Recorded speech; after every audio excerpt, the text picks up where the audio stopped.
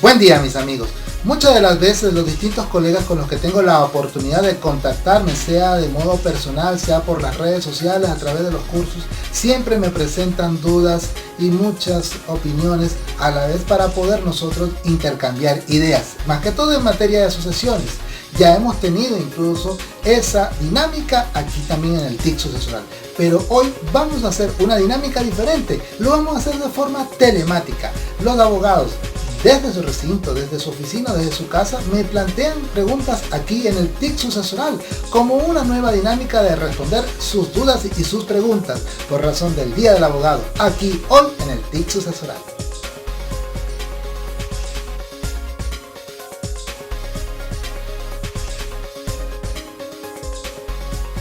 Buen día, mis amigos, te habla Juan Carlos Ron y te doy la bienvenida a un nuevo micro del TIC sucesoral. El día de hoy vamos a realizar una dinámica nuevamente de contestar dudas y preguntas a los colegas, pero ahora de forma telemática, aprovechando que también los colegas han tenido la oportunidad de enviarme sus distintas dudas junto con las felicitaciones que tuvimos en nuestro anterior video de los regalos para el Día del Abogado. Es que el mensaje que, por cierto, si no lo has visto, te invito a verlo. Un regalo para nosotros, los abogados. Vamos a ver entonces esta primera duda, esta primera pregunta que nos la trae a colación la colega Leonor Acosta. Veamos. Doctor Ron, soy la abogada Leonor Acosta. Quisiera preguntarle lo siguiente. ¿Tiene importancia el lugar de la muerte del causante? ¿Y por qué? Gracias. Muchas gracias, mi querida Leonor. Bueno, mis amigos, fíjense que la pregunta lleva dos fondos aquí, por lo menos. Cualquiera pudiese pensar, bueno, el lugar del fallecimiento sí es importante, porque a través de conocer el lugar donde falleció, podemos entonces tomar en cuenta el lugar de la apertura de la asociación. Les comento, esta pregunta se las trae porque resulta que aquí hay una conchita de mango, y eso lo podemos ver más que todo en el artículo 993, que es la que determina la apertura de la asociación. Recordemos que aquí en nuestros tips sucesorales hemos hablado sobre los momentos de la asociación hereditaria, y para ser más específico, este artículo que es el de la apertura. Mis amigos, la apertura, y el artículo 993 menciona que el lugar de la apertura de la sucesión del causante será en el último domicilio del de cuyos. Yo había mencionado en muchas ocasiones, lo digo tanto en los cursos como en ese tip, hay que considerar dos aspectos, el aspecto espacial y el aspecto temporal, en el cual el aspecto espacial se refiere a dónde ocurre la apertura y dónde ocurre la muerte, que son dos cosas muy diferentes. El lugar de la apertura está ligado con la teoría del domicilio, en la cual la teoría del domicilio tiene tres hipótesis. La primera hipótesis: domicilio se considera como el lugar de residencia habitual de la persona. Para efectos de sucesiones, entonces, domicilio será el último lugar de residencia habitual del causante, y es, si se quiere, la primera hipótesis y la más usada. La segunda, en caso que esta persona no tuviese un domicilio conocido, entonces se considera como lugar de apertura de la sucesión el lugar donde se concentran la mayor cantidad de bienes o intereses de esa persona, y lo hemos dicho en muchos casos prácticos. Por ejemplo, si esta persona está viajando entre Puerto Ordaz, Caracas y Maracaibo, en donde aparentemente pasa más tiempo en Caracas, por lo menos aunque sea un tercio del año, pero resulta que en Maracaibo tiene un apartamento, dos automóviles y un terreno, mientras que en Puerto Ordaz lo que tiene en este caso es la sede de una compañía, una oficina de la compañía donde trabaja, y justamente controla todo a nivel nacional. Pero en Caracas lo único que tiene en este caso es que vive en la casa de sus padres, ahí no tiene nada. Entonces, a pesar de que pasa más tiempo ahí en Caracas, pero resulta que el lugar de sus intereses, porque viaja constantemente, va a ser entonces Maracaibo, porque es la concentración de sus distintos bienes y además intereses. Entonces, esa es la segunda teoría la segunda hipótesis de la teoría del domicilio. La tercera es cuando esta persona ya no vive en el territorio venezolano, se va a considerar como lugar de la apertura de la asociación cuando esta persona se haya ido el último lugar del domicilio conocido en el país. La pregunta de mi querida amiga Leonor se basa en si el lugar de la muerte tiene importancia para efectos de las sucesiones. Pues hay que considerar si puede tener importancia si esta persona ha fallecido fuera de su lugar que se considera domicilio o no. Porque pongamos el último aspecto, la última hipótesis. Esta persona se encontraba viviendo aquí en Caracas y da la situación que viaja. Olvidémonos un momentico de la situación del COVID y todo este asunto de la pandemia y la cuarentena. Viaja a algún lado en el exterior, por ejemplo, no nos vamos a ir muy lejos, viaja a Bogotá y se encuentra una semana y le da un infarto fulminante y fallece en Bogotá. Fíjense la situación. Lugar del fallecimiento, Bogotá. Lugar de la apertura de la asociación, su domicilio conocido, Caracas. Por lo tanto, el lugar de la apertura de la asociación será Caracas y por ende va a ser el lugar donde se va a considerar como lugar de jurisdicción para los procedimientos judiciales y para los procedimientos administrativos. A pesar que él murió en Bogotá, lugar de fallecimiento, este no va a tener ningún tipo de preponderancia al momento de realizar los procedimientos en materia de sucesiones. Entonces, en ese punto hay que considerar muy bien si el lugar del fallecimiento coincide con el lugar de la apertura de la sucesión. Hay que tener en cuenta mucho en ello. Y recuerden, el lugar de la apertura está ligado con la teoría del domicilio. Vayamos a ver entonces ahora la siguiente pregunta, la cual nos la plantea nuestra querida amiga Mercedes Luque. Adelante. Hola doctor, mi pregunta va dirigida a aquellas personas que con un contrato de compraventa privado ahorita en cuarentena firmaron la obligación de comprar o vender un inmueble y alguna de las partes fallece. ¿Qué obliga a esos herederos a que en efecto continúen con esa obligación si no han podido registrar ese documento? Gracias Mercedes por tu pregunta y es, si se quiere, muy actual, tomando en cuenta la situación de la pandemia y la cuarentena en la cual nos tiene sometidos el virus del COVID-19. Pues muy interesante, sobre todo porque actualmente el gobierno nacional tiene un plan de flexibilización de la cuarentena en el asunto de poder abrir las oficinas públicas de notarías y registros a través del SAREN, en la cual trabajan martes, miércoles y jueves en un plan de 7+7, es decir, una semana sí, una semana no, y en la cual, a pesar de la apertura de estas oficinas, no puede cubrir la alta demanda documental de los distintos usuarios. Por lo tanto, obviando esta situación en la cual no se pueden hacer documentos tan fácilmente como sería en una circunstancia normal, muchas personas dentro del ámbito comercial están realizando negocios jurídicos bajo la figura de un documento privado. E incluso eso lo hemos estado abordando como tema de discusión tanto en live de Instagram y también incluso en conferencias de foro chat con mi querida amiga Cora Farías, y en la cual Mecha estuvo presente en esas dos actividades. Y obviamente estaba esa situación que ¿qué puede ocurrir si estas dos partes que contratan dentro de una compra-venta de un inmueble hacen una promesa de compra-venta y hacen incluso hasta el pago de un dinero? ¿Qué obliga a los herederos de alguna de estas dos partes, en caso del fallecimiento de una de estas, obligarse a continuar el negocio que esta persona en vida inició? Pues bien, les comento que nada los obliga. Nada los obliga desde el punto de vista documental, porque estamos hablando de un documento privado y la cual ese documento es ley entre las partes. Si estas dos personas, comprador, vendedor o promitente comprador, promitente vendedor, se hacen, digamos, este pacto, hacen este compromiso de compra-venta, solamente los está obligando a ellos dos. Por lo tanto, los herederos, fuera de esta documentación privada que no tiene mayor fuerza sino solamente entre las partes, debido al carácter consensual que los contratos tienen, estos no están involucrados, por lo tanto no tienen obligación alguna. La única forma que pudiese en este caso obligársele o comprometerse a los herederos de poder continuar este negocio jurídico es que haya una cláusula en la cual se les invite o se les obligue, por llamarlo de una forma, que ellos deben continuar. Y si se quiere, si está establecida dicha cláusula, dentro de ese contrato, además de las partes involucradas en este negocio, también van a tener que firmar todos los familiares que posiblemente puedan considerarse como herederos en la sucesión de algunos de ellos dos en caso de que fallezcan. Incluso este criterio que les estoy comentando también lo comentó Cora Farías en su momento cuando tuvimos nuestra conferencia vía Zoom sobre los efectos sucesorales de la compra-venta en Venezuela, en la cual dice: yo prefiero 1000 veces cubrirme las espaldas en caso de alguna situación sobrevenida en la cual yo no pueda en este caso cubrir.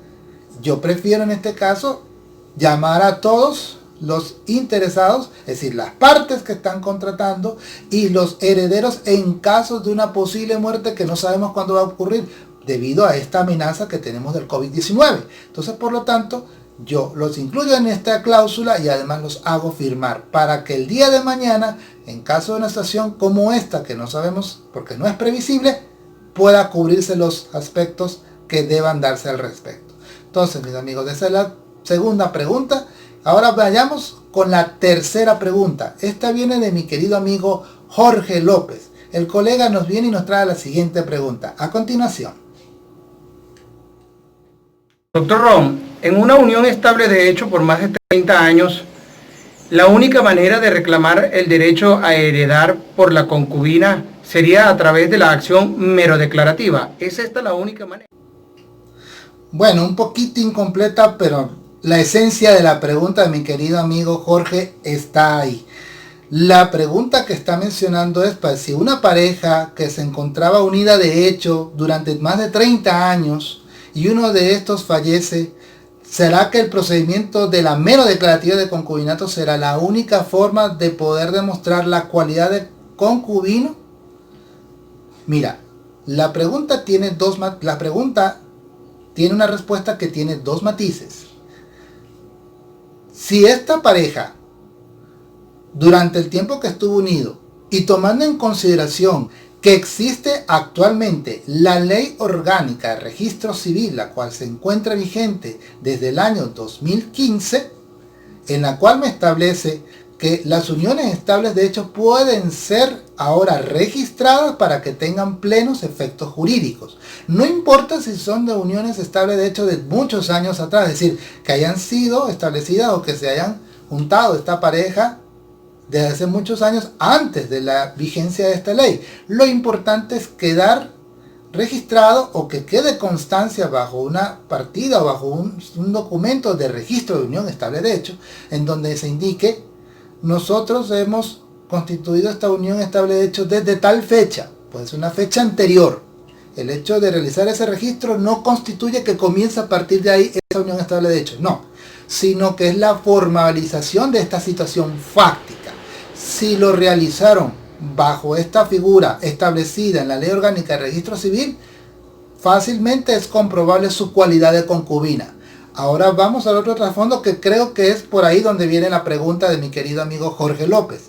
Si esta pareja, unida de hecho durante 30 años, no hizo absolutamente nada para registrar esta situación, en la cual pudieron haber adquirido bienes, pudieron incluso haber procreado hijos, pues aquí la única forma, visto desde este punto de vista, es intentar la demanda de la acción mero declarativa de concubinato, en la cual el concubino sobreviviente va a ser el legitimario activo y va a realizar la demanda en contra de quienes, en contra de aquellos que estén interesados en la herencia del concubino fallecido.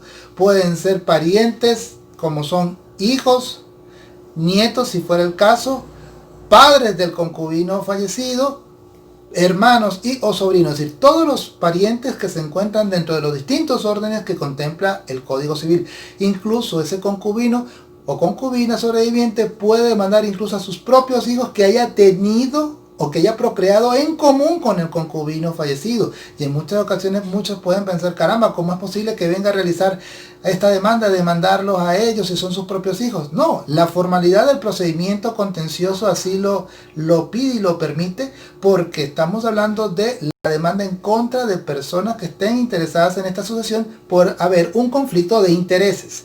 Además de ello, incluso menores de edad, niños o adolescentes, pueden estar presentes dentro de este procedimiento como demandados y claro, lógicamente puede llevarse este tipo de acciones ante tribunales de protección de niños, niñas y adolescentes debido justamente a este conflicto de intereses. Obviamente es, si se quiere, el punto más interesante dentro de una acción mero declarativa de concubinato, cuando ésta se conoce a través de este tipo de tribunales, en las cuales niños o adolescentes se presentan como partes involucradas litigantes dentro del proceso, lo cual ellos van a tener una representación judicial especial por parte de la Defensoría Pública, que van a ejercer su representación legal dentro del proceso. Obviamente este proceso judicial es complejo, tiene varias etapas en las cuales son debidamente bien identificadas y en la cual incluso en su primera instancia intervienen dos tribunales, un tribunal de mediación y sustanciación y un tribunal de juicio. Comprende tres etapas esta primera instancia en tribunales de protección. Por eso digo que dentro de lo que es el conocimiento de una mera declarativa de concubinato, la parte más interesante es cuando se conoce por medio de estos tribunales de protección de niños, niñas y adolescentes. Así que tu pregunta, Jorge, la respuesta es: si no ha tenido ninguna forma de cómo comprobar el hecho de ser concubina sobreviviente habiéndolo, pues sí, la única forma es por medio de una mero declarativa de concubinato.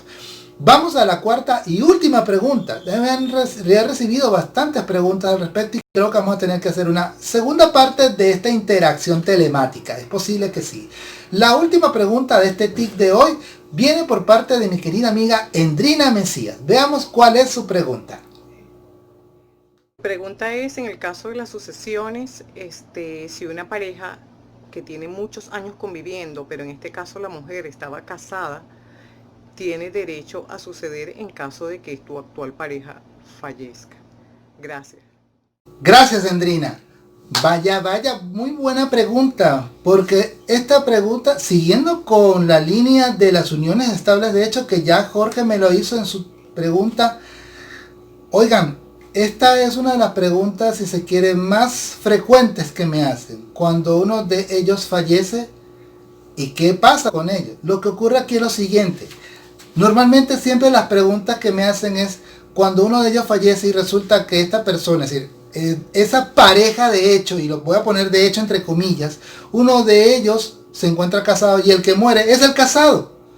Aquí la cosa es al revés. Primera vez que me hacen esta pregunta, y es del hecho que el que no tiene ni impedimento para casarse fallece y el que sobrevive está casado. En este caso la mujer está casada. Fíjense la cuestión, recordemos uno de los elementos constituyentes de una unión estable de hecho, para ser más específicos. Debe haber una cohabitación, debe ser pública, notoria y estable, no deben haber impedimentos para contraer matrimonio entre sí, y ya por ahí es justamente donde adolece que no se le pueda considerar como una unión estable de hecho, formalmente hablando, porque no cumple con este elemento. El que falleció, el concubino, y lo voy a poner todo el tiempo entre comillas, el concubino fallecido se encontraba libre de poder contraer matrimonio, pero la concubina sobreviviente no puede optar a ser considerada como tal porque tiene un vínculo matrimonial vigente, cosa que eso puede ocurrir. Primera vez que me hacen una pregunta de esta particularidad y me cambian, digamos, me cambian los aspectos y el escenario.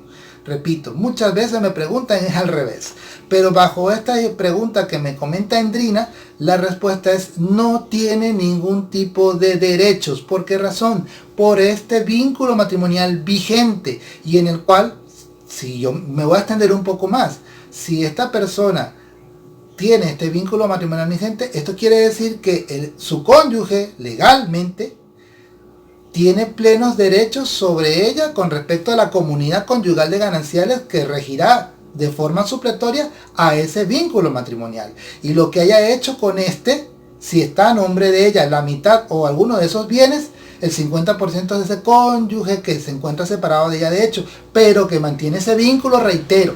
Entonces, por lo tanto, aquí no se le puede considerar ni puede tener la cualidad de heredera de los bienes de este difunto debido a que no cumple con este elemento. Que si al momento de realizar una declaración sucesoral, ella no puede participar. Así haya hecho incluso un registro de unión estable de hecho. Y sobre todo, ¿por qué razón? Porque en las planillas, en este caso en el registro que emiten las distintas oficinas de registro civil, hay una coletilla al final que menciona que el registro de esta unión estable de hecho queda supeditada a algún derecho de mejor calidad, es decir, un matrimonio. Si existe un matrimonio previo, ese registro de unión estable de hecho es nulo, no tiene ningún tipo de razón de ser. Por lo tanto, lamentablemente, para esta señora, esta viuda de hecho, no hay ningún derecho en la herencia de su compañero de vida con el que convivió últimamente, por esta razón.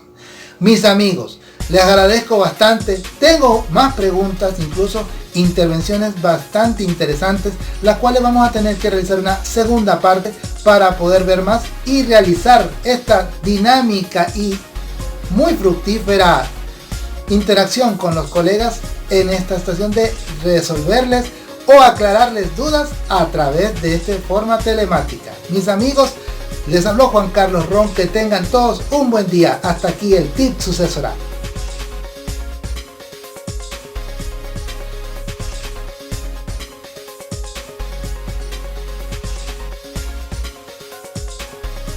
Esto fue una producción de Sociedad Hack.